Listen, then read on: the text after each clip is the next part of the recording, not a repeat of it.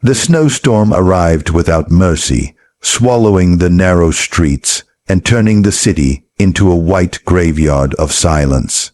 Hannah had just finished her shift at the bakery, her hands cracked from cold, her coat too thin for winter, when she saw the old woman collapse near the bus stop.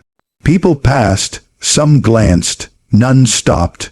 The woman's hair was silver, her face pale, her breath shallow. Hannah hesitated only for a second. She knew what it meant to have nothing. Kneeling in the snow, she lifted the woman with trembling arms and dragged her home, step by step, ignoring the ache in her back and the fear in her chest. Her apartment was barely big enough for one, but she wrapped the old woman in blankets, boiled water, and fed her the last of her rice.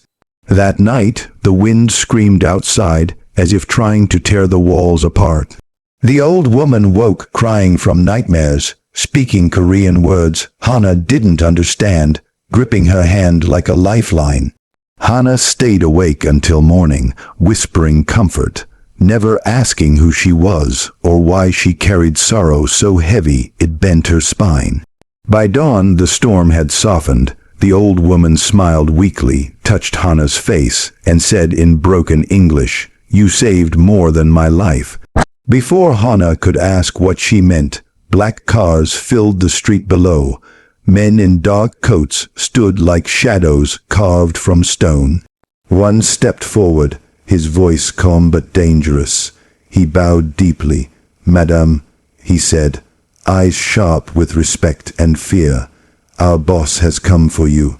Hannah felt her blood freeze as the old woman rose, straightened her back, and transformed before her eyes into someone powerful, untouchable.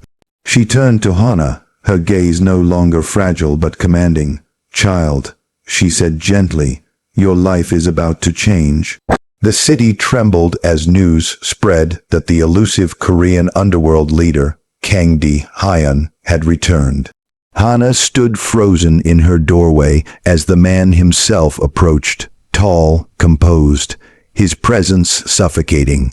He looked at the old woman, then at Hannah, and for the first time his cold expression cracked. He dropped to one knee. "My wife," he said, voice rough with emotion. Gasps echoed. Hannah's heart pounded in her ears. "Wife." The woman took his hands. "She sheltered me when the world turned its back," she said. "She owes me nothing, but I owe her everything." Hyun turned to Hannah, eyes piercing. "For years enemies hunted her. She chose to walk alone, disguised to protect our empire. You saved her without knowing who she was. That makes you family." Hannah tried to speak, but words failed her. The next hours passed like a dream. Lawyers, doctors, apologies she never expected. Kang bowed again, lower this time. "By our law, a life debt must be repaid. I claim you as my wife's daughter and under my protection." Tears streamed down Hannah's face as she realized kindness had rewritten her destiny. She wasn't taken by force. She was honored, protected, given education, safety, and a future she never imagined. The woman she saved became her mother. The man the world feared became her shield.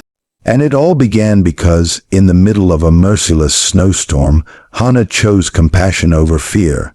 And that single act of humanity turned a poor girl into the heir of a powerful legacy, proving that sometimes saving a stranger doesn't just change their life, it changes yours forever.